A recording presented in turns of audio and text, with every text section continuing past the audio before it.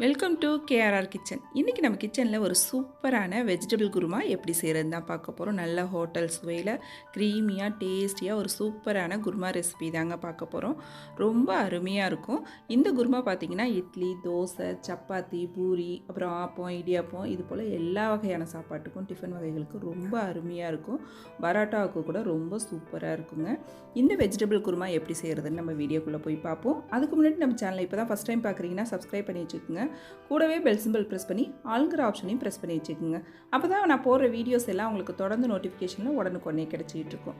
இப்போ வாங்க இந்த வெஜிடபிள் குருமா எப்படி செய்கிறதுன்னு பார்த்துடலாம்.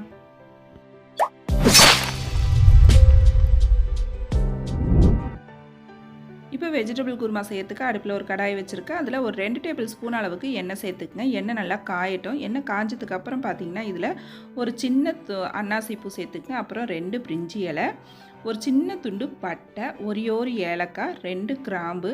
ஏலக்காய் பார்த்திங்கன்னா ஒன்று சேர்த்துக்குங்க, அதிகமான அளவு சேர்க்கக்கூடாது.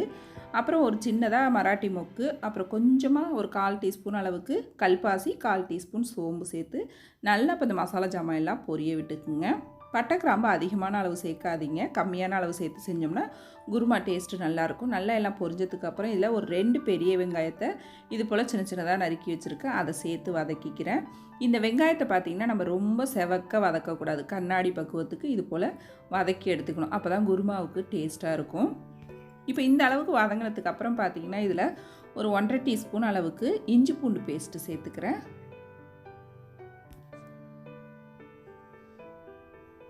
இஞ்சி பூண்டு பேஸ்ட்டு சேர்த்து நல்லா ஒரு 2 செகண்ட் வதக்கி விடுங்க. அந்த வெங்காயத்தோடு சேர்ந்து நல்லா வதங்கி வரட்டும்.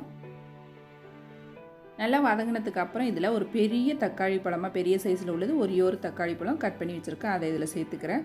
குருமாவுக்கு பார்த்திங்கன்னா தக்காளி அதிகமான அளவு சேர்க்க வேணாம், கம்மியான அளவு சேர்த்தா போதும். அதனால் ஒரு பெரிய பழமாக ஒரே ஒரு தக்காளி பழம் எடுத்துக்கிட்டிங்கன்னா போதும். இப்போ தக்காளி பழமும் ஒரு 5 நிமிஷத்துக்கு நல்லா வதங்கி வரட்டும், ஒரு 5 செகண்டு. இப்போ தக்காளி வதங்கினதுக்கு அப்புறம் இதில் நம்ம வெஜிடபிள்லாம் சேர்த்துக்கலாம். இன்றைக்கி நான் பார்த்தீங்கன்னா ஒரு 1/4 கப் அளவுக்கு கேரட் எடுத்திருக்கேன். அதே அளவுக்கு பீன்ஸ் ஒரு 1/4 கப்பு, அப்புறம் ஒரு 1/4 கப் அளவுக்கு பச்சை பட்டாணி எடுத்திருக்கேன். ஒரே ஒரு சின்ன உருளைக்கிழங்கு கட் பண்ணி வச்சுருக்கேன். உருளைக்கிழங்கு கட் பண்ணோன்னே இது போல் தண்ணியில் போட்டு வச்சுக்கோங்க, அப்போ தான் கருத்து போகாது. இப்போ உருளைக்கிழங்கையும் சேர்த்துக்கிட்டேன். இதில் நீங்கள் காலிஃப்ளவர் சேர்த்துக்கலாம், பீட்ரூட் சேர்த்துக்கலாம். காய்கறி எல்லாமே நம்ம விருப்பம் தான், எந்த அளவுகள் வேணுமோ நம்ம சேர்த்துக்கலாம். நிறைய சேர்த்து செய்யும் போது இந்த குருமா ரொம்ப அருமையாக இருக்கும், வெஜிடபிள்லாம் சேர்த்து செய்யும் போது.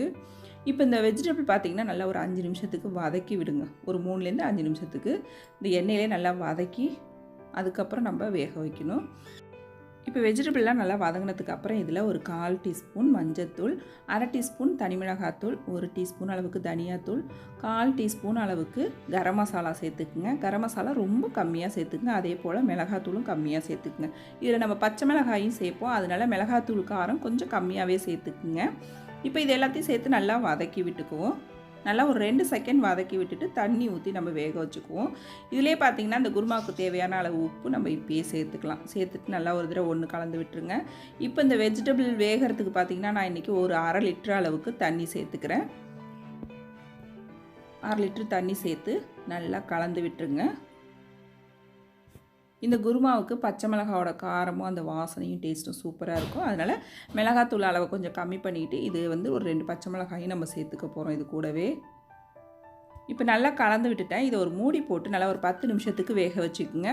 இதே குருமாவை நீங்கள் குக்கரில் கூட வச்சுக்கலாம். இதே போல் காய்கறிலாம் தாளித்து விட்டு ஒரு 2 விசில் வச்சிங்கன்னா நல்லா டக்குன்னு வெந்து வந்துடும், காய்கறி வெந்து வந்துடும்.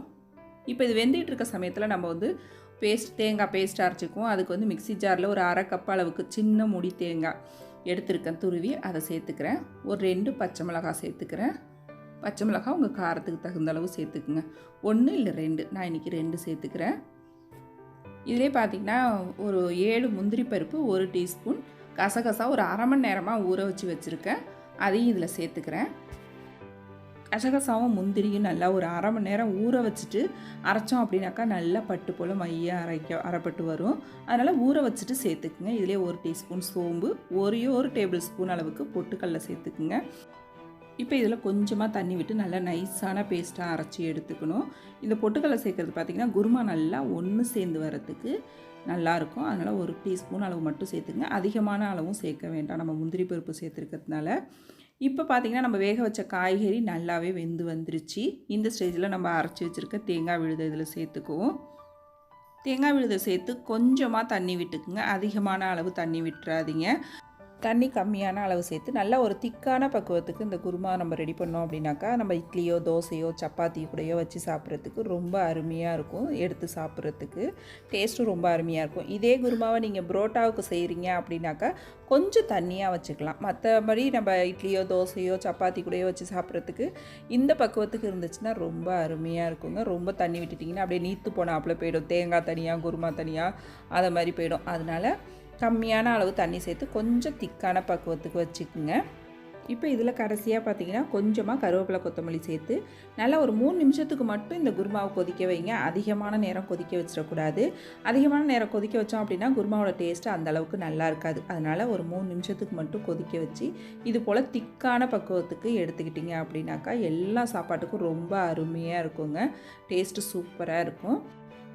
அவ்வளோதான் குருமா பாருங்கள். இப்போ 3 நிமிஷத்துக்கு அப்புறம் கொதிச்சதுக்கப்புறம் எப்படி சூப்பராக ரெடியாக இருக்குது பாருங்கள். டேஸ்ட்டும் ரொம்ப அருமையாக இருக்குங்க. நான் இன்றைக்கி சொன்ன அளவுகளோட இந்த வெஜிடபிள் குருமா ரெசிப்பியை ட்ரை பண்ணி பாருங்கள். ட்ரை பண்ணி பார்த்துட்டு எப்படி இருக்குன்னு எனக்கு கமெண்ட் பண்ணுங்கள். என்னோட இந்த ரெசிபி பிடிச்சிருந்ததுன்னா லைக் பண்ணுங்கள், ஷேர் பண்ணுங்கள். மறக்காமல் நம்ம கேஆர்ஆர் கிச்சனை சப்ஸ்கிரைப் பண்ணி வச்சுக்கோங்க. நாளைக்கு வேற ஒரு ரெசிபியோடு சந்திப்போம். தேங்க்ஸ் ஃபார் வாட்சிங்.